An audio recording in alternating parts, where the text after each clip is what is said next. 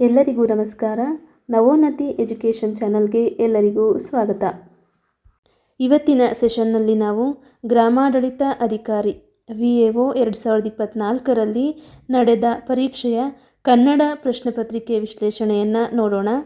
ಈ ಒಂದು ತರಗತಿ VAO, PSTR, GPSTR ಮತ್ತು HSTRನಲ್ಲಿ ಕನ್ನಡಕ್ಕೆ ಸಂಬಂಧಪಟ್ಟಂತಹ ಪ್ರಶ್ನೆಗಳನ್ನು ಕೇಳಿದಾಗ ಇದು ಸಹಕಾರಿಯಾಗುತ್ತೆ ಅಂತ ಹೇಳ್ತಾ ಇದೊಂದು ತರಗತಿಯನ್ನು ಪ್ರಾರಂಭ ಮಾಡೋಣ. ಬನ್ನಿ ಹಾಗಿದ್ರೆ ಇವತ್ತಿನ ಸೆಷನನ್ನು ಪ್ರಾರಂಭ ಮಾಡೋಣ. ಅದಕ್ಕೂ ಮುಂಚೆ ಇನ್ನೂ ಯಾರೆಲ್ಲ ನಮ್ಮ ಚಾನಲ್ನ ಸಬ್ಸ್ಕ್ರೈಬ್ ಮಾಡಿಲ್ವೋ ಈಗಲೇ ಸಬ್ಸ್ಕ್ರೈಬ್ ಮಾಡ್ಕೊಳ್ಳಿ. ಬೆಲ್ ಬಟನ್ ಒತ್ತೋದ್ರ ಮೂಲಕ ಸದಾ ನೋಟಿಫೈ ಆಗಿರಿ. ನಮ್ಮ ಈ ಒಂದು ಸೆಷನ್ಗೆ ಒಂದು ಲೈಕ್ ಕೊಟ್ಟು ಶೇರ್ ಮಾಡೋದ್ರ ಮೂಲಕ ಹೆಚ್ಚು ಸಹಕಾರವನ್ನು ನೀಡಿ ಅಂತ ಕೇಳ್ತಾ ಮೊದಲನೇ ಪ್ರಶ್ನೆಯನ್ನು ನೋಡೋಣ. ಮೊದಲನೇ ಪ್ರಶ್ನೆ, ಇಲ್ಲಿ ನೀಡಿರುವ ಸಮಾನಾರ್ಥಕ ಪದಗಳಲ್ಲಿ ತಪ್ಪಾದುದನ್ನು ಗುರುತಿಸಿ. ಆಯ್ಕೆಗಳು ಹೀಗಿವೆ: ಗಿಳಿ, ಶುಕ, ಕೀರ. ಕಣ್ಣು, ನೇತ್ರ, ನಯನ. ಪವನ, ಗಾಳಿ, ವಾಯು. ಕಿರಣ, ಸೂರ್ಯ, ಚಂದ್ರ. ಈ 4 ಆಯ್ಕೆಗಳಲ್ಲಿ ಸಮಾನಾರ್ಥಕ ಪದಗಳನ್ನು ನೀಡಿದ್ದಾರೆ. ಆ ಸಮಾನಾರ್ಥಕ ಪದಗಳಲ್ಲಿ ಯಾವ ಒಂದು ಆಯ್ಕೆ ತಪ್ಪಾಗಿದೆ ಅಂತ ಪ್ರಶ್ನೆಯಾಗಿದೆ. ಈ ಒಂದು ಪ್ರಶ್ನೆಗೆ ಸರಿಯಾದ ಉತ್ತರ ಅಂತ ನೋಡೋದಾದರೆ ಆಯ್ಕೆ 4, ಕಿರಣ, ಸೂರ್ಯ, ಚಂದ್ರ ಅನ್ನೋದು ತಪ್ಪಾದ ಸಮಾನಾರ್ಥಕ ಪದಗಳ ಗುಂಪಾಗಿದೆ. ಹಾಗಾಗಿ ಇದನ್ನು ನಾವು ಹೊರತೆಗಿಬೇಕಾಗುತ್ತೆ. ಇನ್ನು ಎರಡನೇ ಪ್ರಶ್ನೆಯನ್ನು ನೋಡೋಣ. ಎರಡನೇ ಪ್ರಶ್ನೆ, ಬೇಹಾರಿ ಪದದ ತತ್ಸಮ ರೂಪವನ್ನು ಗುರುತಿಸಿರಿ. ಆಯ್ಕೆಗಳು ಹೀಗಿವೆ: ಬ್ಯಾಹಾರಿ, ವ್ಯವಹಾರಿ, ಬಹಾರಿ ಮತ್ತು ವ್ಯಾಪಾರಿ. ಈ ಒಂದು ಪ್ರಶ್ನೆಗೆ ಸರಿಯಾದ ಉತ್ತರ ಅಂತ ನೋಡೋದಾದರೆ ಆಯ್ಕೆ 4, ವ್ಯಾಪಾರಿ ಅನ್ನೋದು ಬೇಹಾರಿ ಪದದ ತತ್ಸಮ ರೂಪ ಆಗಿರುತ್ತೆ. ಇನ್ನು ಇಲ್ಲಿ ಅನೇಕ ಪರೀಕ್ಷೆಗಳಲ್ಲಿ ಪದೇ ಪದೇ ಕೇಳಿರುವಂತಹ ಕೆಲವೊಂದು ತತ್ಸಮ ತದ್ಭವಗಳನ್ನು ಹಾಕ್ಕೊಂಡಿದ್ದೀನಿ. ಇವುಗಳನ್ನು ಪಟ್ಟಿ ಮಾಡಿಕೊಂಡು ಓದ್ತಾ ಹೋಗಿ. ಖಂಡಿತ ಇವು ಮುಂದಿನ ಪರೀಕ್ಷೆಗಳಲ್ಲಿ ಬಂದೇ ಬರುತ್ತೆ. ನೋಡೋಣ. ಕಾರ್ಯ, ಕಜ್ಜ. ಕಾವ್ಯ, ಕಬ್ಬ. ಗೋಷ್ಠಿ, ಗೊಟ್ಟಿ. ಸಂಧ್ಯಾ, ಸಂಜೆ. ವಂದ್ಯ, ಬಂಜೆ. ಇಷ್ಟಿಕ, ಇಟ್ಟಿಗೆ. ವರ್ಣ, ಬಣ್ಣ. ವಿನಾಯಕ, ಬೆನಕ. ಪುಸ್ತಕ, ಹೊತ್ತಿಗೆ. ಪತಿವ್ರತೆ, ಹದಿಬದೆ. ಪಾದುಕ, ಹಾವುಗೆ. ಉದ್ಯೋಗ, ಉಜ್ಜುಗ. ಕ್ಷಣ, ಚಣ. ಶ್ರೇಷ್ಠಿ, ಶೆಟ್ಟಿ. ಇದಿಷ್ಟು ಅತಿ ಹೆಚ್ಚು ಬಾರಿ ಅನೇಕ ಪರೀಕ್ಷೆಗಳಲ್ಲಿ ಕೇಳಿರುವಂತಹ ತತ್ಸಮ ತದ್ಭವಗಳಾಗಿವೆ. ಒಂದು ಕಡೆ ಪಟ್ಟಿ ಮಾಡಿಕೊಂಡು ಓದ್ಕೊಳ್ಳಿ. ಇನ್ನು ಮುಂದಿನ ಪ್ರಶ್ನೆಯನ್ನು ನೋಡೋಣ. ಮೂರನೇ ಪ್ರಶ್ನೆ, ತೋಟದ ತುಂಬ ಚೆಂಗಣಗಿಲೆಗಳು ಇವೆ. ಈ ವಾಕ್ಯದಲ್ಲಿರುವ ಗುಣವಾಚಕವನ್ನು ಗುರುತಿಸಿ. ಆಯ್ಕೆಗಳು ಹೀಗಿವೆ: ಕಣಗಿಲೆ, ತುಂಬ, ತೋಟ ಮತ್ತು ಚೆನ್. ಇಲ್ಲಿ ಕೊಟ್ಟಿರುವಂತಹ 4 ಆಯ್ಕೆಗಳಲ್ಲಿ ಚೆನ್ ಅನ್ನೋದು ಮಾತ್ರ ಗುಣವಾಚಕವಾಗಿರೋದ್ರಿಂದ ಈ ಒಂದು ಪದಕ್ಕೆ ಉತ್ತರ ಚೆನ್ ಆಗಿರುತ್ತೆ. ಓಕೆನಾ? ಇಲ್ಲಿ ಚೆಂಗಣಗಿಲೆ ಅನ್ನೋ ಒಂದು ಪದವನ್ನು ಬಿಡಿಸಿದಾಗ ಚೆನ್ ಪ್ಲಸ್ ಕಣಗಿಲೆ ಆಗುತ್ತೆ. ಇಲ್ಲಿ ಚೆನ್ ಅಂತ ಹೇಳಿದ್ರೆ ಚೆನ್ನಾದ ಅಥವಾ ಕೆಂಪು ಅನ್ನೋ ಒಂದು ಅರ್ಥವನ್ನು ಕೊಡುತ್ತೆ. ಕೆಂಪಾದ ಕಣಗಿಲೆ ಹೂವು ಅನ್ನೋ ಒಂದು ಅರ್ಥ ಬರುತ್ತೆ. ಆ ಹೂವಿನ ಗುಣವನ್ನು ಅಥವಾ ಆ ಹೂವಿನ ಬಣ್ಣವನ್ನು ಇಲ್ಲಿ ತಿಳಿಸೋದ್ರಿಂದ ಇದು ಗುಣವಾಚಕ ಆಗಿದೆ. ಇನ್ನು 4ನೇ ಪ್ರಶ್ನೆ, ಮನ್ವಂತರ, ಪಿತ್ರಾರ್ಜಿತ ಇವು ಯಾವ ಸಂಧಿಗೆ ಉದಾಹರಣೆಗಳಾಗಿವೆ? ಆಯ್ಕೆಗಳು ಹೀಗಿವೆ: ಜಸ್ತ್ವ ಸಂಧಿ, ಎಣ್ಸಂಧಿ, ವೃದ್ಧಿ ಸಂಧಿ ಮತ್ತು ಆಗಮ ಸಂಧಿ. ಇನ್ನು ಈ ಒಂದು 4 ಆಯ್ಕೆಗಳಲ್ಲಿ ಈ ಮನ್ವಂತರ ಮತ್ತು ಪಿತ್ರಾರ್ಜಿತ ಅನ್ನೋ ಪದಗಳು ಯಾವ ಸಂಧಿಗೆ ಸೇರುತ್ತೆ ಅಂತ ನೋಡೋದಾದರೆ ಆಯ್ಕೆ 2 ಎಣ್ಸಂಧಿಗೆ ಸೇರುತ್ತೆ. ಮನು ಅಧಿಕ ಅಂತರ, ಮನ್ವಂತರವನ್ನು ಬಿಡಿಸಿದಾಗ ಮನು ಅಧಿಕ ಅಂತರ ಅಂತ ಹೇಳಿ ಆಗುತ್ತೆ. ಇಲ್ಲಿ ಉಕಾರಕ್ಕೆ ಉವಕಾರವು ಆದೇಶವಾಗಿ ಬರುತ್ತೆ. ಇನ್ನು ಪಿತೃ ಪ್ಲಸ್ ಅರ್ಜಿತ, ಇಲ್ಲಿ ಪಿತ್ರಾರ್ಜಿತ ಅನ್ನೋ ಒಂದು ಪದವನ್ನು ಬಿಡಿಸಿ ಬರೆದಾಗ ಋಕಾರಕ್ಕೆ ರ ಕಾರವು ಆದೇಶವಾಗಿ ಬರುತ್ತೆ. ಹಾಗಾಗಿ ಈ ರೀತಿಯ ಈ ಉ ರು ಕಾರಗಳಿಗೆ ಸ್ವರ ಪರವಾದಾಗ ಯ ವ ರ ಕಾರಗಳು ಆದೇಶವಾಗಿ ಬರುವುದನ್ನು ಎಣ್ಸಂಧಿ ಅಂತ ಹೇಳಿ ಕರಿತೀವಿ. ಹಾಗಾಗಿ ಈ ಒಂದು ಪ್ರಶ್ನೆಗೆ ಎಣ್ಸಂಧಿ ಅನ್ನೋದು ಸರಿಯಾದ ಉತ್ತರ ಆಗಿರುತ್ತೆ. ಓಕೆನಾ? ಹೀಗೆ ಇನ್ನೊಂದಷ್ಟು ಎಣ್ಸಂಧಿಗೆ ಉದಾಹರಣೆಗಳನ್ನು ಪಟ್ಟಿ ಮಾಡಿಕೊಂಡು ಓದ್ಕೊಂಡೋಗಿ ಎಕ್ಸಾಮ್ನಲ್ಲಿ ಉತ್ತರವನ್ನು ಸುಲಭವಾಗಿ ಆಯ್ಕೆ ಮಾಡಬಹುದು.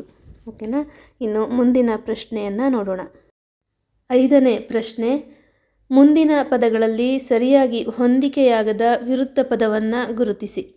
ಆಯ್ಕೆಗಳು ಹೀಗಿವೆ: ಸದ್ಗತಿ ದುರ್ಗತಿ, ಊರ್ಧ್ವಲೋಕ ಅಧೋಲೋಕ, ವ್ಯಕ್ತ ಸಂಯುಕ್ತ, ಜಂಗಮ ಸ್ಥಾವರ. ಈ 4 ಆಯ್ಕೆಗಳಲ್ಲಿ ತಪ್ಪಾದ ವಿರುದ್ಧಾರ್ಥಕ ಪದ ಯಾವುದು ಅಂತ ಹೇಳಿ ಕೇಳಿದ್ದಾರೆ. ಇಲ್ಲಿ ಸದ್ಗತಿಗೆ ದುರ್ಗತಿ ಸರಿಯಾದ ವಿರುದ್ಧಾರ್ಥಕ ಪದವಾಗಿದೆ. ಮತ್ತು ಊರ್ಧ್ವಲೋಕ ಅಧೋಲೋಕ ಇದು ಕೂಡ ಸರಿಯಾದ ವಿರುದ್ಧಾರ್ಥಕ ಪದವಾಗಿದೆ. ಇನ್ನು ಜಂಗಮ ಮತ್ತು ಸ್ಥಾವರ, ಜಂಗಮಗೆ ಸ್ಥಾವರ ಅನ್ನೋದು ಸರಿಯಾದ ವಿರುದ್ಧಾರ್ಥಕ ಪದವಾಗಿದ್ದು, ತಪ್ಪಾದ ಆಯ್ಕೆ ಯಾವುದು ಅಂತ ಕೇಳಿದ್ರೆ ವ್ಯಕ್ತ ಮತ್ತು ಸಂಯುಕ್ತ ಅನ್ನೋದು ಇವು ವಿರುದ್ಧಾರ್ಥಕ ಪದಗಳಲ್ಲ. ಹಾಗಾಗಿ ಈ ಆಯ್ಕೆ ಸರಿಯಾದ ಉತ್ತರ ಆಗಿರುತ್ತೆ. ಇನ್ನು 6ನೇ ಪ್ರಶ್ನೆ, ಸಕ್ಕರೆ ಗುಂಬಳ. ಈ ಸಮಾಸ ಪದವನ್ನು ವಿಗ್ರಹ ವಾಕ್ಯವಾಗಿ ಬರೆಯಿರಿ. ಅಂದರೆ ಈ ಸಮಾಸಗಳಲ್ಲಿ ಪದಗಳನ್ನು ಬಿಡಿಸಿ ಬರೆಯೋದಕ್ಕೆ ವಿಗ್ರಹ ವಾಕ್ಯ ಅಂತ ಹೇಳಿ ಕರಿತೀವಿ. ಹಾಗಾಗಿ ಇಲ್ಲಿ ಸಕ್ಕರೆ ಗುಂಬಳ ಅನ್ನೋ ಒಂದು ಪದವನ್ನು ವಿಗ್ರಹ ವಾಕ್ಯವಾಗಿ ಬರೆದಾಗ ಏನಂತ ಬರುತ್ತೆ ಉತ್ತರ ಅಂತ ಹೇಳಿ ಪ್ರಶ್ನೆ ಆಗಿದೆ. ಈ ಪ್ರಶ್ನೆಗೆ ಆಯ್ಕೆಗಳು ಹೀಗಿವೆ: ಸಕ್ಕರೆ ಪ್ಲಸ್ ಕುಂಬಳ, ಸಕ್ಕರೆಯಂತಿರುವ ಅಧಿಕ ಕುಂಬಳ, ಸಕ್ಕರೆ ಅಧಿಕ ಗುಂಬಳ, ಸಕ್ಕರೆಯಾದ ಅಧಿಕ ಕುಂಬಳ. ಇದು ಕರ್ಮಧಾರಯ ಸಮಾಸಕ್ಕೆ ಉದಾಹರಣೆಯಾಗಿದೆ. ಇಲ್ಲಿ ಕರ್ಮಧಾರಯ ಸಮಾಸ ಅಂದರೆ ಏನು? ವಿಶೇಷಣ ನಾಮಪದಗಳು ಸೇರಿ ಆಗುವಂತಹ ಒಂದು ಸಮಾಸಕ್ಕೆ ನಾವು ಕರ್ಮಧಾರಯ ಸಮಾಸ ಅಂತ ಹೇಳಿ ಕರಿತೀವಿ. ಇಲ್ಲಿ ಉತ್ತರ ಪದದ ಅರ್ಥವೇ ಮುಖ್ಯ ಆಗಿರುತ್ತೆ. ಇನ್ನು ಪೂರ್ವ ಪದದಲ್ಲಿ ಉಪಮಾನವನ್ನು ಮತ್ತು ಉತ್ತರ ಪದದಲ್ಲಿ ಉಪಮೇಯವನ್ನು ನೋಡಬಹುದಾಗಿದೆ. ಹಾಗಾಗಿ ಇಲ್ಲಿ ಬಿಡಿಸಿ ಬರೆದಾಗ ಏನಾಗುತ್ತೆ ಅಂತ ಕೇಳಿದ್ದಾರೆ. ಸಕ್ಕರೆ ಕುಂಬಳನ, ಸಕ್ಕರೆಯಂತಿರುವ ಕುಂಬಳನ, ಸಕ್ಕರೆ ಗುಂಬಳನ, ಸಕ್ಕರೆಯಾದ ಕುಂಬಳನ. ಇಲ್ಲಿ ವಿಶೇಷತೆ ಅಂತ ಕೇಳಿದಾಗ ಸಕ್ಕರೆಯಂತಿರುವ ಕುಂಬಳ ಹೇಗಿದೆ ಕುಂಬಳಕಾಯಿ ಅಂತ ಕೇಳಿದಾಗ ಅದು ಸಕ್ಕರೆಯಂತೆ ಸಿಹಿಯಾಗಿದೆ ಅಂತ ಹೇಳ್ತೀವಲ್ವ, ಅದಕ್ಕೆ ಅದು ಕುಂಬಳಕಾಯಿಯ ಒಂದು ಗುಣವಿಶೇಷಣವನ್ನು ಹೇಳ್ತಾ ಇದೆ. ಹಾಗಾಗಿ ಕರ್ಮಧಾರಯ ಸಮಾಸ ಅಂದ್ರೇ ವಿಶೇಷಣವನ್ನು ತಿಳಿಸೋದು. ಹಾಗಾಗಿ ಇಲ್ಲಿ ಕುಂಬಳಕಾಯಿಯ ವಿಶೇಷತೆಯನ್ನು ತಿಳಿಸ್ತಾ ಇದೆ. ಏನು? ಸಕ್ಕರೆಯಂತಿರುವ ಕುಂಬಳ ಅನ್ನೋದು ಇದಕ್ಕೆ ಸರಿಯಾದ ಉತ್ತರ ಆಗಿರುತ್ತೆ. ಹೀಗೆ ನೀವು ಕೂಡ ಇನ್ನೂ ಹಲವಾರು ಸಮಾಸದ ಪದಗಳನ್ನು ಬಿಡಿಸಿ ಅದರ ಅರ್ಥವನ್ನು ತಿಳ್ಕೊಂಡಾಗ ಮಾತ್ರ ನೀವು ಸಮಾಸವನ್ನು ಈಸಿಯಾಗಿ ಗುರುತಿಸಲಿಕ್ಕೆ ಸಾಧ್ಯ. ಓಕೆನಾ? ಇನ್ನು ಮುಂದಿನ ಪ್ರಶ್ನೆಯನ್ನು ನೋಡೋಣ.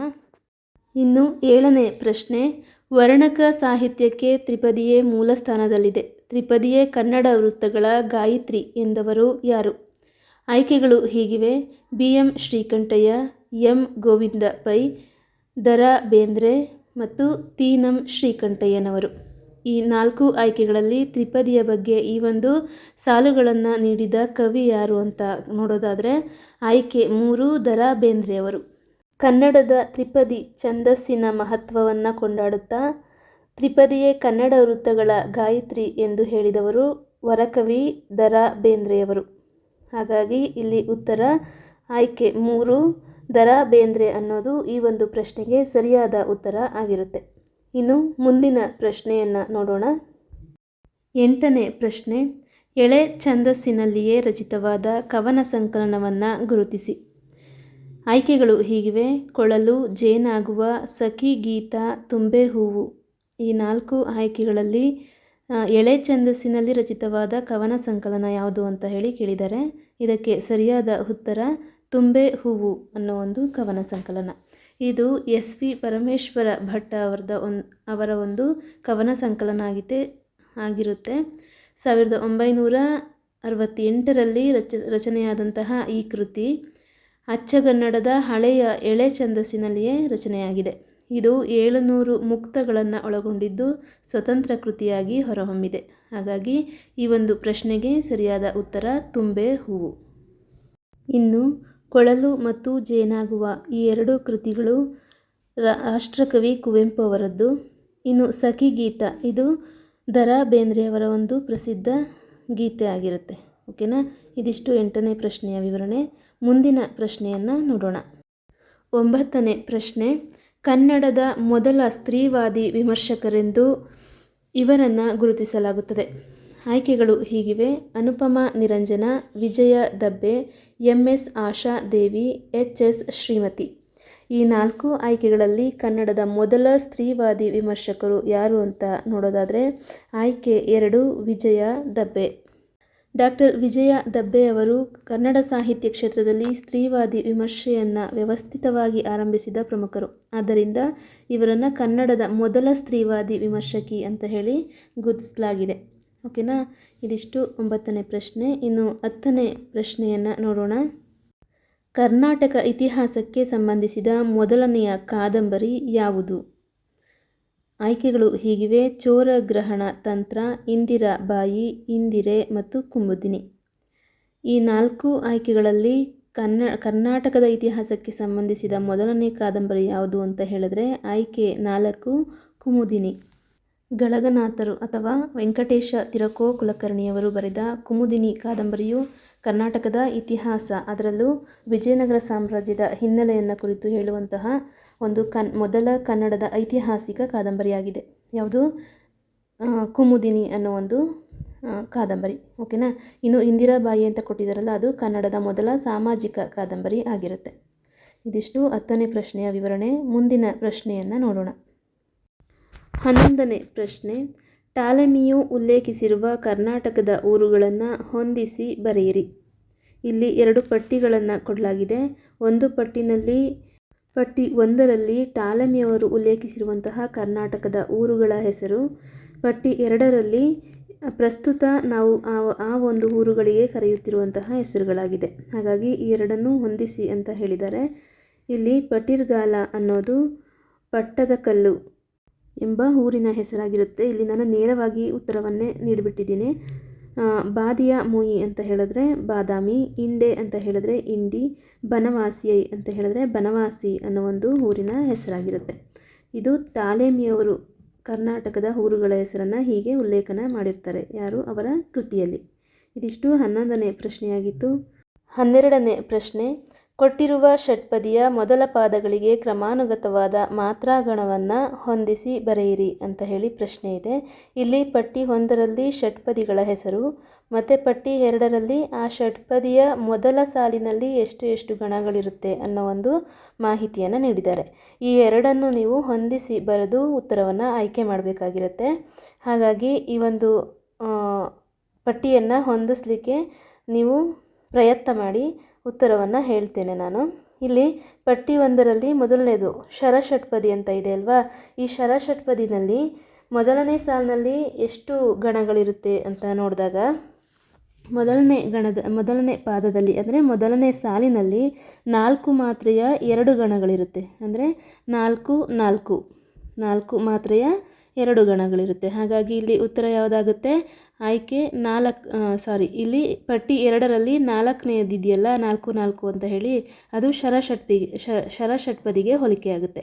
ಇನ್ನು ಕುಸುಮ ಷಟ್ಪದಿಯ ಮೊದಲ ಸಾಲಿನಲ್ಲಿ ಎಷ್ಟು ಗಣಗಳಿರುತ್ತೆ ಅಂತ ಹೇಳಿದ್ರೆ 5 ಮಾತ್ರೆಯ 2 ಗಣಗಳಿರುತ್ತೆ. ಅಂದರೆ ಪಟ್ಟಿ 2ರಲ್ಲಿರುವಂತಹ 3ನೇದಿದೆಯಲ್ಲ 5 ಅಂತ ಹೇಳಿ, ಅದು ಕುಸುಮ ಷಟ್ಪದಿಗೆ ಹೋಲಿಕೆ ಆಗುತ್ತೆ. ಇನ್ನು ಪರಿವರ್ಧಿನಿ ಷಟ್ಪದಿ ಅಂತ ಇದೆಯಲ್ಲ ಪಟ್ಟಿ 1ರಲ್ಲಿ, ಅದು ಪಟ್ಟಿ 2ರಲ್ಲಿರುವಂತಹ 4 ಅಂದರೆ ಪರಿವರ್ಧಿನಿ ಷಟ್ಪದಿಯಲ್ಲಿ ಮೊದಲನೇ ಸಾಲಿನಲ್ಲಿ 4 ಮಾತ್ರೆಯ 4 ಗಣಗಳು ಇರುತ್ತೆ. ಹಾಗಾಗಿ ಪರಿವರ್ಧಿನಿ ಷಟ್ಪದಿ ಪಟ್ಟಿ 2ರ 4 ಅಂತ ಇದೆಯಲ್ಲ ಅದಕ್ಕೆ ಹೋಲಿಕೆಯಾಗುತ್ತೆ. ಇನ್ನು ವಾರ್ಧಕ ಷಟ್ಪದಿಯ ಮೊದಲನೇ ಪಾದದಲ್ಲಿ ಏನಿರುತ್ತೆ? 5 ಮಾತ್ರೆಯ ಅಂದರೆ 5 ಮಾತ್ರೆಯ 4 ಗಣಗಳಿರುತ್ತೆ. ನೋಡಿ, ಇಲ್ಲಿ ನಾನು ಗೋಪಾಲಕೃಷ್ಣ ಉಡುಪ ಅವರ ಒಂದು ಕನ್ನಡ ವ್ಯಾಕರಣ ಪುಸ್ತಕದಲ್ಲಿ ಈ 6 ಷಟ್ಪದಿಗಳ ನಿಯಮವನ್ನು ನೆನಪಿಟ್ಕೊಳ್ಳೋದಕ್ಕೆ ಒಂದು ಸುಲಭ ಸೂತ್ರ ಇತ್ತು. ಅದನ್ನು ನಿಮಗೆ ಇಲ್ಲಿ ಇಮೇಜ್ನ ರೀತಿಯಲ್ಲಿ ಕೊಡಲಿಕ್ಕೆ ಪ್ರಯತ್ನ ಮಾಡಿದ್ದೀನಿ. ಈ ಒಂದು ನಿಯಮಗಳನ್ನ ನೀವು ನೆನಪಿಟ್ಕೊಂಡ್ರೆ 6 ಷಟ್ಪದಿಗಳ ಒಂದು ಸುಲಭವಾದ ಸೂತ್ರವನ್ನು ನೀವು ನೆನಪಿಟ್ಕೊಂಡಂಗಾಗುತ್ತೆ. ಇದರಿಂದ ನಿಮ್ಮ ಮುಂದಿನ ಪರೀಕ್ಷೆಗೆ ಅನುಕೂಲ ಆಗುತ್ತೆ. ಓಕೆನಾ. ಈ ಒಂದು ಇಮೇಜ್ನಲ್ಲಿರುವಂತಹ 6 ಷಟ್ಪದಿಗಳ ನಿಯಮಗಳನ್ನು ಬೈಹಾರ್ಟ್ ಮಾಡಿಕೊಂಡು ನೆನಪಿಟ್ಕೊಳ್ಳೋಕ್ಕೆ ಸಾಧ್ಯ ಆಗಿರಬೇಕು. ಇದಿಷ್ಟು 12ನೇ ಪ್ರಶ್ನೆಯ ವಿವರಣೆಯಾಗಿತ್ತು. ಮುಂದಿನ ಪ್ರಶ್ನೆಯನ್ನು ನೋಡೋಣ. 13ನೇ ಪ್ರಶ್ನೆ. ಈ ಕೃತಿಗಳನ್ನು ಕಾಲಾನುಕ್ರಮದಲ್ಲಿ ಗುರುತಿಸಿ. ಕೃತಿಗಳನ್ನು ಈ ಕೆಳಕಂಡಂತೆ ನೀಡಲಾಗಿದೆ: ಆದಿಪುರಾಣ, ಸಾಹಸ ಭೀಮ ವಿಜಯ, ರಾಮಚಂದ್ರ ಚರಿತ ಪುರಾಣ, ಕವಿರಾಜ ಮಾರ್ಗ. ಕವಿರಾಜಮಾರ್ಗ, ರಾಮಚಂದ್ರ ಚರಿತ ಪುರಾಣ, ಸಾಹಸ ಭೀಮ ವಿಜಯಂ ಆದಿಪುರಾಣ. ಸಾಹಸ ಭೀಮ ವಿಜಯಂ ಆದಿಪುರಾಣ, ರಾಮಚಂದ್ರ ಚರಿತ ಪುರಾಣ, ಕವಿರಾಜ ಮಾರ್ಗ. ಕವಿರಾಜ ಮಾರ್ಗ, ಆದಿಪುರಾಣ, ಸಾಹಸ ಭೀಮ ವಿಜಯಂ, ರಾಮಚಂದ್ರ ಚರಿತ ಪುರಾಣ. ಈ 4 ಆಯ್ಕೆಗಳಲ್ಲಿ ಈ ಒಂದು ಕೃತಿಗಳ ಕಾಲಾನುಕ್ರಮ ಅಂದರೆ ಮೊದಲು ಯಾವ ಕೃತಿಯನ್ನು ರಚಿಸಲಾಗಿದೆ, ನಂತರ ಯಾವ ಕೃತಿಯನ್ನು ರಚಿಸಲಾಗಿದೆ ಅನ್ನೋ ಒಂದು ಮಾಹಿತಿಯನ್ನು ಇಲ್ಲಿ ಕೇಳಿದ್ದಾರೆ. ನಿಮಗೆ ಈ 4 ಕೃತಿಗಳ ಒಂದು ಚಿತ್ರಣ ನಿಮಗೆ ಗೊತ್ತಿದ್ದರೆ ಮಾತ್ರ ನೀವು ಈ ಪ್ರಶ್ನೆಗೆ ಉತ್ತರವನ್ನು ಆಯ್ಕೆ ಮಾಡೋದಕ್ಕೆ ಸಾಧ್ಯ ಆಗಿರುತ್ತೆ. ಹಾಗಾಗಿ ನೀವು ಉತ್ತರ ನೀಡೋದಕ್ಕೆ ಪ್ರಯತ್ನ ಮಾಡಿ. ಇನ್ನು ಈ ಒಂದು ಪ್ರಶ್ನೆಗೆ ಸರಿಯಾದ ಉತ್ತರ ಯಾವುದು ಅಂತ ನೋಡೋದಾದರೆ ಆಯ್ಕೆ 4 ಕವಿರಾಜ ಮಾರ್ಗ, ಆದಿಪುರಾಣ, ಸಾಹಸ ಭೀಮ ವಿಜಯಂ ಮತ್ತು ರಾಮಚಂದ್ರ ಚರಿತ ಪುರಾಣ. ಇದು ಸರಿಯಾದ ಒಂದು ಕಾಲಾನುಕ್ರಮ ಆಗಿರುತ್ತೆ. ಇನ್ನು ಕವಿರಾಜ ಮಾರ್ಗ ಇದು ಕ್ರಿಸ್ತಶಕ 850ರಲ್ಲಿ ಶ್ರೀ ವಿಜಯ ಅನ್ನೋ ಒಬ್ಬ ಕವಿ ನೃಪತುಂಗನ ಆಸ್ಥಾನದಲ್ಲಿರ್ತಾನೆ. ಇವನು ರಚಿಸಿರುವಂತಹ ಒಂದು ಕೃತಿಯಾಗಿರುತ್ತೆ. ಇನ್ನು ಆದಿಪುರಾಣ ಕ್ರಿಸ್ತಶಕ 941ರಲ್ಲಿ ರಚನೆಯಾಗಿರುವಂತಹ ಕೃತಿ ಇದು. ಇದನ್ನು ಆದಿಕವಿ ಪಂಪ ರಚನೆ ಮಾಡಿರ್ತಾನೆ. ಇನ್ನು ಸಾಹಸ ಭೀಮ ವಿಜಯ ಇದು ರನ್ನಕಂದ ಮತ್ತು ಗದಾಯುದ್ಧ ಅಂತ ಕೂಡ ಕರೀತಾರೆ ಈ ಒಂದು ಕೃತಿಗೆ. ಇದು ಕ್ರಿಸ್ತಶಕ 980ರಲ್ಲಿ ರಚನೆಯಾಗಿರುವಂತಹ ಒಂದು ಕೃತಿಯಾಗಿದೆ. ಇದನ್ನು ರಚಿಸಿದಂತಹ ಕವಿ ಯಾರು ಅಂತ ಕೇಳಿದ್ರೆ ರನ್ನ ಆಗಿರ್ತಾನೆ. ಓಕೆನಾ.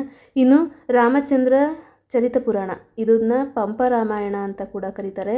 ಕ್ರಿಸ್ತಶಕ 1100ರಲ್ಲಿ ರಚನೆಯಾಗಿರುವಂತಹ ಕೃತಿ. ಇದನ್ನು ರಚನೆ ಮಾಡಿದಂತಹ ಕವಿ ನಾಗಚಂದ್ರ. ಈ ಒಂದು ಪರೀಕ್ಷೆಯಲ್ಲಿ ಈ ಕೃತಿಗಳ ಕಾಲಾನುಕ್ರಮವನ್ನು ಕೇಳಿದ್ದಾನೆ. ಆದರೆ ಮುಂದಿನ ಪರೀಕ್ಷೆಗಳಲ್ಲಿ ಇದನ್ನು ರಚಿಸಿರುವಂತಹ ಕವಿಗಳ ಹೆಸರನ್ನು ಕೇಳ್ಬೋದು ಅಥವಾ ಈ ಕೃತಿಗಳ ಅನ್ಯ ಹೆಸರುಗಳನ್ನು ಕೂಡ ಕೇಳ್ಬೋದು. ಅಂದರೆ ಸಾಹಸ ಭೀಮ ವಿಜಯಂ ಒಂದು ಕೃತಿಗೆ ರನ್ನಕಂದ ಅಂತ ಮತ್ತು ಗದಾಯುದ್ಧ ಅಂತ ಕೂಡ ಕರೀತಾರಲ್ವ, ಹಾಗೆ ಒಂದು ಹೆಸರನ್ನು ಕೊಟ್ಟು ಇನ್ನೊಂದು ಹೆಸರು ಯಾವುದು ಅಂತ ಕೂಡ ಕೇಳಬಹುದು.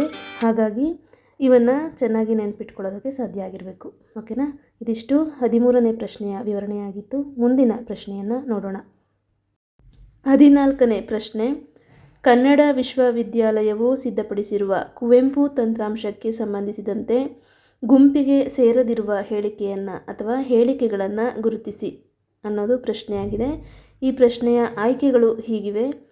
20 ನಮೂನೆಯ ಕನ್ನಡ ಫಾಂಟ್ಗಳ ಸೌಲಭ್ಯವಿದೆ. ಹೇಮಾವತಿ, ನೇತ್ರಾವತಿ, ಶರಾವತಿ, ಕಾವೇರಿ ಎಂಬ ಕೀಲಿಮಣೆಗಳ ವಿನ್ಯಾಸವಿದೆ. KP ಪೂರ್ಣಚಂದ್ರ ತೇಜಸ್ವಿಯವರು ಈ ತಂತ್ರಾಂಶದ ರೂವಾರಿ. ಗ್ಲಿಫ್ ಹಾಗೂ ಕೀಲಿಮಣೆಯ ಶಿಸ್ತಿಗೆ ಅನುಗುಣವಾಗಿ ಈ ತಂತ್ರಾಂಶ ಇಲ್ಲ. ಕನ್ನಡ ವಿಶ್ವವಿದ್ಯಾಲಯ ಅಥವಾ ಹಂಪಿ ವಿಶ್ವವಿದ್ಯಾಲಯ ಸಿದ್ಧಪಡಿಸಿರುವಂತಹ ಒಂದು ತಂತ್ರಾಂಶ ಸಾಫ್ಟ್ವೇರ್ ಇದಾಗಿರುತ್ತೆ.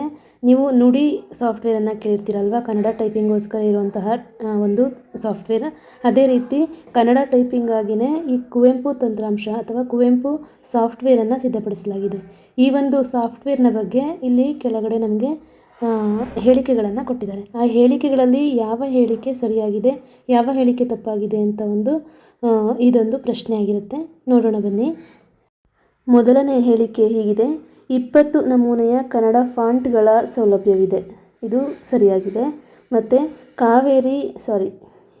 ಹೇಮಾವತಿ, ನೇತ್ರಾವತಿ, ಶರಾವತಿ, ಕಾವೇರಿ ಎಂಬ ಕೀಲಿಮಣೆಗಳ ವಿನ್ಯಾಸವಿದೆ. ಇದು ಕೂಡ ಸರಿಯಾಗಿದೆ. KP ಪೂರ್ಣಚಂದ್ರ ತೇಜಸ್ವಿಯವರು ಈ ತಂತ್ರಾಂಶದ ಒಂದು ರೂವಾರಿಗಳಾಗಿದ್ದಾರೆ. ಇದು ಕೂಡ ಸರಿಯಾಗಿದೆ. ಆದರೆ ಗ್ಲಿಫ್ ಹಾಗೂ ಕೀಲಿಮಣೆಯ ಶಿಸ್ತಿಗೆ ಅನುಗುಣವಾಗಿ ಈ ತಂತ್ರಾಂಶ ಇಲ್ಲ ಅಂತ ಇದೆಯಲ್ಲ, ಈ 4ನೇ ಹೇಳಿಕೆ ತಪ್ಪಾಗಿದೆ. ಯಾಕೆ ಅಂತ ಹೇಳಿದ್ರೆ ಈ ತಂತ್ರಾಂಶವನ್ನು ನಿಯಮಿತ ಕೀಲಿಮಣೆ ಶಿಸ್ತು ಹಾಗೂ ಗ್ಲಿಫ್ ಆಧಾರಿತವಾಗಿಯೇ ರೂಪಿಸಲಾಗಿದೆ. ಹಾಗಾಗಿ ಶಿಸ್ತಿಗೆ ಅನುಗುಣವಾಗಿ ತಂತ್ರಾಂಶ ಇಲ್ಲ ಅನ್ನೋ ಒಂದು ಹೇಳಿಕೆ ಇಲ್ಲಿ ತಪ್ಪಾಗಿದ್ದು 4ನೇ ಹೇಳಿಕೆಯನ್ನು ತೆಗಿಬೇಕಾಗುತ್ತೆ.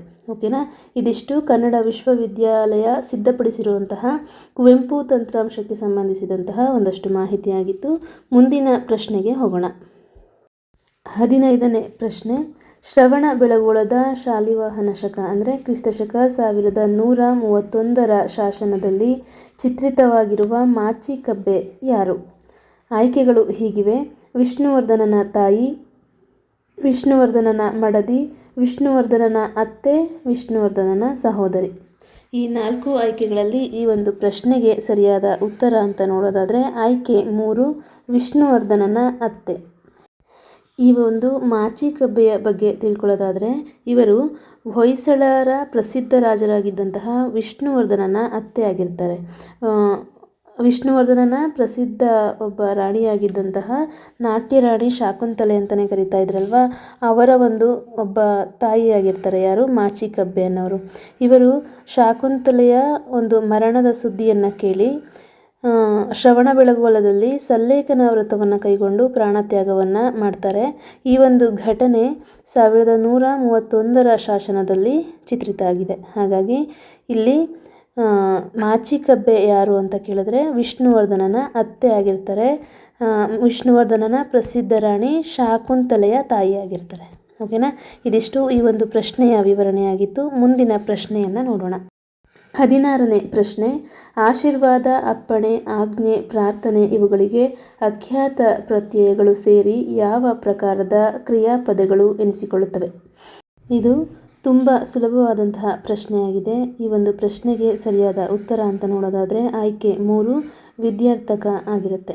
ಆಶೀರ್ವಾದ, ಅಪ್ಪಣೆ, ಆಜ್ಞೆ, ಪ್ರಾರ್ಥನೆ ಅಥವಾ ವಿಧಿ ಅಥವಾ ಮಾಡಬೇಕಾದಂತಹ ಕೆಲಸಗಳ ಬಗ್ಗೆ ಹೇಳುವಂತಹ ನಾಮಪದಗಳ ರೂಪಕ್ಕೆ ಇಲ್ಲಿ ವಿದ್ಯಾರ್ಥಕ ನಾಮಪದಗಳು ಅಂತ ಹೇಳಿ ಕರಿತಾ ಹೋಗ್ತೀವಿ. ಈ ಧಾತುಗಳಿಗೆ ಅಖ್ಯಾತ ಪ್ರತ್ಯಯಗಳು ಸೇರಿ ಆಗುವ ಕ್ರಿಯಾಪದಗಳನ್ನು ವಿದ್ಯಾರ್ಥಕ ಕ್ರಿಯಾಪದಗಳು ಅಂತ ಹೇಳಿ ಕರಿತಾ ಹೋಗ್ತೀವಿ. ಉದಾಹರಣೆಗೆ ಮಾಡಲಿ, ಬರಲಿ, ಗೆಲ್ಲಲಿ, ಆಗಲಿ ಈ ಥರ ಬರುತ್ತಲ್ಲ, ಇಂತಹ ಪದಗಳನ್ನು ನಾವು ವಿದ್ಯಾರ್ಥಕ ಕ್ರಿಯಾಪದಗಳು ಅಂತ ಹೇಳಿ ಕರಿತಾ ಹೋಗ್ತೀವಿ. ಇದು ಸುಲಭವಾದಂತಹ ಪ್ರಶ್ನೆಯಾಗಿತ್ತು. ಇನ್ನು ಮುಂದಿನ ಪ್ರಶ್ನೆಯನ್ನು ನೋಡೋಣ. 17ನೇ ಪ್ರಶ್ನೆ, ಹೊಂದಿಸಿ ಬರೆಯಿರಿ ಅಂತ ಇದೆ. ಇಲ್ಲಿ ಅನ್ಯದೇಶೀಯ ಪದಗಳು ಅಂತ ಹೇಳಿ ಬರುತ್ತಲ್ಲ, ಆ ಕೆಟಗರಿಗೆ ಸೇರಿದಂತಹ ಪ್ರಶ್ನೆ ಇದಾಗಿದೆ. ಇಲ್ಲಿ ಪಟ್ಟಿ 1ರಲ್ಲಿ ಭಾಷೆಗಳನ್ನು, ಪಟ್ಟಿ 2ರಲ್ಲಿ ಆ ಭಾಷೆಗಳಿಂದ ಬಂದಿರುವಂತಹ ಪದಗಳನ್ನು ಕೊಟ್ಟಿದ್ದಾರೆ. ಈ ಎರಡನ್ನು ಹೊಂದಿಸಿ ಬರೆದು ಉತ್ತರವನ್ನು ಆಯ್ಕೆ ಮಾಡಬೇಕಾಗುತ್ತೆ. ಇನ್ನು ಇಲ್ಲಿ ಕೊಟ್ಟಿರುವಂತಹ ಭಾಷೆಗಳು ಯಾವುದು ಅಂತ ನೋಡೋದಾದರೆ ಗ್ರೀಕ್, ಪೋರ್ಚುಗೀಸ್ ಮತ್ತು ಅರೇಬಿಕ್, ಹಿಂದೂಸ್ತಾನಿ ಅಂತ. ಆಯಿತಾ. ಈ ಭಾಷೆಗೆ ಸಂಬಂಧಪಟ್ಟಂತಹ ಪದಗಳನ್ನು ನೇರವಾಗಿ ಹೊಂದಿಸಿ ನೀವು ಆಯ್ಕೆಯಲ್ಲಿರುವಂತಹ ಉತ್ತರವನ್ನು ಆರಿಸಿ ಬರಿಬೇಕಾಗುತ್ತೆ. ಇಲ್ಲಿ ಉತ್ತರವನ್ನು ನೋಡೋದಾದರೆ ಗ್ರೀಕ್ ಭಾಷೆಯಿಂದ ಬಂದಿರುವಂತಹ ಪದಗಳು ಯಾವುದು ಅಂತ ನೋಡೋದಾದರೆ ದಿನಾರ್ ಮತ್ತು ದ್ರಹ್ಮ. ಓಕೆನಾ. ಇನ್ನು ಪೋರ್ಚುಗೀಸ್ನಿಂದ ಬಂದಿರುವಂತಹ ಪದಗಳು ಯಾವುದು ಅಂತ ನೋಡೋದಾದರೆ ಮೇಜು ಮತ್ತು ಪಾದ್ರಿ. ಇವು ಪೋರ್ಚುಗೀಸ್ ಭಾಷೆಯಿಂದ ಬಂದಿರುವಂತಹ ಪದಗಳಾಗಿದೆ. ಇನ್ನು ಅರೇಬಿಕ್ ಭಾಷೆಯಿಂದ ಬಂದಿರುವಂತಹ ಪದಗಳು ಯಾವುದು ಅಂತ ನೋಡೋದಾದರೆ ಇನಾಮು ಮತ್ತು ಗಿರಾಕಿ. ಇನ್ನು ಹಿಂದೂಸ್ತಾನಿ ಅನ್ನೋ ಭಾಷೆಯಿಂದ ಬಂದಿರುವಂತಹ ಪದಗಳು ಯಾವುದು ಅಂತ ನೋಡೋದಾದರೆ ರೈತ ಹಾಗೂ ಕಾಗದ. ಈ 2 ಪದಗಳು ಹಿಂದೂಸ್ತಾನಿ ಅನ್ನೋ ಭಾಷೆಯಿಂದ ಬಂದಿದೆ. ಹಾಗಾಗಿ ಇಲ್ಲಿ ಸರಿಯಾದ ಉತ್ತರ ಯಾವುದು ಅಂತ ನೋಡೋದಾದರೆ ಆಯ್ಕೆ 3 ಸರಿಯಾದ ಉತ್ತರ ಆಗಿರುತ್ತೆ. ಓಕೆನಾ. ಇದಿಷ್ಟು 17ನೇ ಪ್ರಶ್ನೆಯ ವಿವರಣೆ. ಮುಂದಿನ ಪ್ರಶ್ನೆಯನ್ನು ನೋಡೋಣ. 18ನೇ ಪ್ರಶ್ನೆ, ಆತನ ದೆಸೆಯಿಂದ ಕೇಡಾಯಿತು, ಆತನಿಂದ ಕೇಡಾಯಿತು 2 ವಾಕ್ಯಗಳನ್ನು ಗಮನಿಸಿ ಕೊಟ್ಟಿರುವ ಯಾವ ಆಯ್ಕೆಯಂತೆ ವಿಭಕ್ತಿ ಪಲ್ಲಟವಾಗಿದೆ ಎಂದು ಗುರುತಿಸಿ. ಆಯ್ಕೆಗಳು ಹೀಗಿವೆ. ಷಷ್ಠಿ ಅರ್ಥದಲ್ಲಿ ಚತುರ್ಥಿ ವಿಭಕ್ತಿ ಪಲ್ಲಟವಾಗಿದೆ. ಪಂಚಮಿ ಅರ್ಥದಲ್ಲಿ ತೃತೀಯ ವಿಭಕ್ತಿ ಪಲ್ಲಟ. ಪಂಚಮಿ ಅರ್ಥದಲ್ಲಿ ಚತುರ್ಥಿ ವಿಭಕ್ತಿ ಪಲ್ಲಟ. ಪಂಚಮಿ ಅರ್ಥದಲ್ಲಿ ದ್ವಿತೀಯ ವಿಭಕ್ತಿ ಪಲ್ಲಟ. ಈ ಪ್ರಶ್ನೆ ವಿಭಕ್ತಿ ಪ್ರತ್ಯಯಗಳಿಗೆ ಸಂಬಂಧಪಟ್ಟಂತಹ ಪ್ರಶ್ನೆಯಾಗಿದೆ. ಈ ಪ್ರಶ್ನೆಗೆ ಸರಿಯಾದ ಉತ್ತರ ಅಂತ ನೋಡೋದಾದರೆ ಆಯ್ಕೆ 2 ಪಂಚಮಿ ಅರ್ಥದಲ್ಲಿ ತೃತೀಯ ವಿಭಕ್ತಿ ಪಲ್ಲಟವಾಗಿದೆ. ಅಂದರೆ ಆತನ ದೆಸೆಯಿಂದ ಕೇಡಾಯಿತು ಅನ್ನೋ ಕಡೆ ದೆಸೆಯಿಂದ ಅನ್ನೋದು ಇದು ಪಂಚಮಿ ವಿಭಕ್ತಿ. ಇನ್ನು ಆತನಿಂದ ಕೇಡಾಯಿತು ಅಂದಾಗ ಅಲ್ಲಿ ಇಂದ ಬಂದಿದೆ, ಇದು ತೃತೀಯ ವಿಭಕ್ತಿ. ಇಲ್ಲಿ ಪಂಚಮಿ ವಿಭಕ್ತಿಯಿಂದ ತೃತೀಯ ವಿಭಕ್ತಿಗೆ ಸ್ಥಾನ ಪಲ್ಲಟ ಆಗಿರೋದ್ರಿಂದ ಇದು ಆಯ್ಕೆ 2 ಉತ್ತರ ಸರಿಯಾಗಿರುತ್ತೆ. ಓಕೆನಾ. ಇನ್ನು 19ನೇ ಪ್ರಶ್ನೆಯನ್ನು ನೋಡೋಣ. ತೀರಿಕೊಂಡವರನ್ನು ಕೈಲಾಸವಾಸಿಯಾದ ಎನ್ನುವುದನ್ನು ಭಾಷಿಕ ಬೆಳವಣಿಗೆಯ ಪರಿಭಾಷೆಯಲ್ಲಿ ಈ ಮುಂದಿನಂತೆ ಗುರುತಿಸುತ್ತಾರೆ ಅಂತ ಹೇಳಿದ್ರೆ, ಕೈಲಾಸವಾಸಿಯಾದ ಅನ್ನೋದನ್ನು ನಾವು ಇಲ್ಲಿ ಕೆಳಗಡೆ ಕೊಟ್ಟಿರುವಂಥದ್ದು ಅದು ಯಾವ ಉಕ್ತಿಗೆ ಅಂದರೆ ಮಾತಿಗೆ ಸಂಬಂಧಪಟ್ಟಿದೆ. ಅದನ್ನು ಸೌಮ್ಯೋಕ್ತಿ ಅಂತಾರ, ವ್ಯಂಗ್ಯೋಕ್ತಿ ಅಂತಾರ, ವಕ್ರೋಕ್ತಿ ಅಂತಾರ ಅಥವಾ ಸ್ವಭಾವೋಕ್ತಿ ಅಂತಾರ ಅನ್ನೋದು ಪ್ರಶ್ನೆಯಾಗಿದೆ. ಇಲ್ಲಿ ಕೈಲಾಸವಾಸಿಯಾದ ಅನ್ನೋದು ಸೌಮ್ಯವಾಗಿ ಹೇಳಿರುವಂತಹ ವಾಕ್ಯ ಆಗಿರೋದ್ರಿಂದ ಇದು ಸೌಮ್ಯೋಕ್ತಿ ಅನ್ನೋದು ಉತ್ತರ ಆಗಿದೆ. ಓಕೆನಾ. ಕೈಲಾಸವಾಸಿಯಾದ ಅನ್ನೋ ಒಂದು ಪದ ಸೌಮ್ಯೋಕ್ತಿಗೆ ಉದಾಹರಣೆಯಾದಂತಹ ಒಂದು ಪದ ಆಗಿದೆ. ಓಕೆನಾ. ಇದಿಷ್ಟು 19ನೇ ಪ್ರಶ್ನೆ. ಮುಂದಿನ ಪ್ರಶ್ನೆಯನ್ನು ನೋಡೋಣ. ಇದು 20ನೇ ಪ್ರಶ್ನೆಯಾಗಿದೆ. ಈ ಸೆಷನ್ನ ಕೊನೆಯ ಪ್ರಶ್ನೆ ಕೂಡ ಆಗಿರುತ್ತೆ. ಇಲ್ಲಿ ಒಟ್ಟು 35 ಪ್ರಶ್ನೆಗಳಿವೆ. ಆದರೆ ನಾನು ಈ ಒಂದು ಸೆಷನ್ನಲ್ಲಿ 20 ಪ್ರಶ್ನೆಗಳನ್ನು ಮಾತ್ರ ವಿಶ್ಲೇಷಣೆ ಮಾಡಿರ್ತೇನೆ. ಯಾಕೆ ಅಂತ ಹೇಳಿದ್ರೆ ತುಂಬ ಲೆಂದಿ ವಿಡಿಯೋ ಆಗಿಬಿಡುತ್ತೆ. ಹಾಗಾಗಿ ಇನ್ನು 15 ಪ್ರಶ್ನೆಗಳನ್ನು, ಉಳಿದಂತಹ 15 ಪ್ರಶ್ನೆಗಳನ್ನು ನೆಕ್ಸ್ಟ್ ವಿಡಿಯೋದಲ್ಲಿ ವಿಶ್ಲೇಷಣೆ ಮಾಡೋಣ. ಈ ಒಂದು ವಿಡಿಯೋದ ಕೊನೆಯ ಪ್ರಶ್ನೆಯನ್ನು ನೋಡೋಣ. ಕೃತಿ ಮತ್ತು ಲೇಖಕರ ಸರಿಯಾದ ಜೋಡಣೆಯನ್ನು ಗುರುತಿಸಿ. ಈ ಒಂದು ಪ್ರಶ್ನೆಗೆ ನಾನು ಇಲ್ಲಿ ಉತ್ತರವನ್ನು ಹೇಳ್ತಾ ಇಲ್ಲ. ಯಾಕೆ ಅಂತ ಹೇಳಿದ್ರೆ ಈ ಪ್ರಶ್ನೆಗೆ ನೀವೇ ಯಾವುದು ಸರಿಯಾದ ಉತ್ತರ ಅಂತ ಹೇಳಿ ನನಗೆ ಕಮೆಂಟ್ ಬಾಕ್ಸ್ನಲ್ಲಿ ಉತ್ತರವನ್ನು ಹಾಕಿ. ನಾನು ಮುಂದಿನ ವಿಡಿಯೋದಲ್ಲಿ ಈ ಒಂದು ಪ್ರಶ್ನೆಯ ಸರಿಯಾದ ಉತ್ತರವನ್ನು ಹೇಳ್ತೇನೆ. ಓಕೆನಾ. ನೋಡೋಣ ಎಷ್ಟು ಜನ ಈ ಒಂದು ಪ್ರಶ್ನೆಗೆ ಸರಿಯಾದ ಉತ್ತರವನ್ನು ಆಯ್ಕೆ ಮಾಡ್ತೀರಿ ಅಂತ ನೋಡೋಣ. ಇನ್ನು ಇದಿಷ್ಟು ಇವತ್ತಿನ ಸೆಷನ್ ಆಗಿತ್ತು. ಇನ್ನು ಹೀಗೆ ಹೆಚ್ಚಿನ ವಿಡಿಯೋಗಳನ್ನು ನಾನು ಅಪ್ಲೋಡ್ ಮಾಡಬೇಕು ಅಂದರೆ ನಿಮ್ಮ ಒಂದು ಸಹಕಾರ ನನಗೆ ಬಹಳ ಮುಖ್ಯ ಆಗಿದೆ. ದಯಮಾಡಿ ನನ್ನ ಚಾನಲನ್ನು ಸಬ್ಸ್ಕ್ರೈಬ್ ಮಾಡ್ಕೊಳ್ಳಿ, ಶೇರ್ ಮಾಡಿ, ಲೈಕ್ ಮಾಡಿ ಅಂತ ಹೇಳ್ತಾ, ನಿಮ್ಮ ಅನಿಸಿಕೆ ಅಭಿಪ್ರಾಯಗಳನ್ನು ನನ್ನ ಈ ಒಂದು ವಿಡಿಯೋದ ಬಗ್ಗೆ ಕಮೆಂಟ್ ಬಾಕ್ಸ್ನಲ್ಲಿ ತಿಳಿಸ್ತಾ ಹೋಗಿ. ನೀವು ಹಾಕುವಂಥ ಕಮೆಂಟ್ಸ್ಗಳು ನನಗೆ ಉತ್ಸಾಹವನ್ನು ನೀಡುತ್ತೆ, ಇನ್ನು ಹೆಚ್ಚಿನ ವಿಡಿಯೋಗಳನ್ನು ಮಾಡಲಿಕ್ಕೆ ಪ್ರೋತ್ಸಾಹವನ್ನು ನೀಡುತ್ತೆ. ಇಷ್ಟನ್ನು ಹೇಳ್ತಾ ಈ ಒಂದು ಸೆಷನ್ನ ಇಲ್ಲಿಗೆ ಮುಗಿಸ್ತಾ ಇದ್ದೀನಿ. ಎಲ್ಲರಿಗೂ ಧನ್ಯವಾದಗಳು.